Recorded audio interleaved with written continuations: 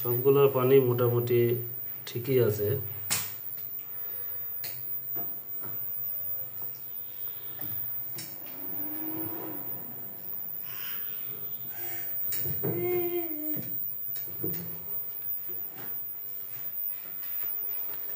পেছনের সেটিং ঠিকঠাকই আছে।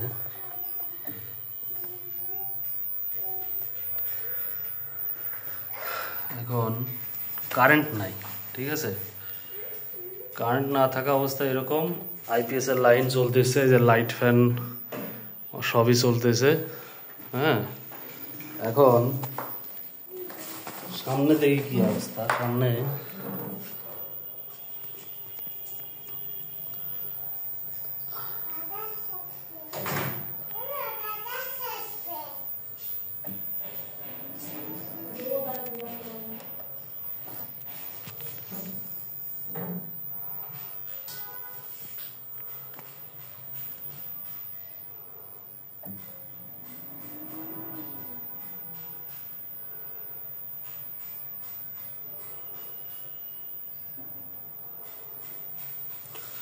সবই চলতেছে, তবে এখানে এই যে লাইনটা অফ করা আছে, তারপরেও লাইট জ্বলতেছে।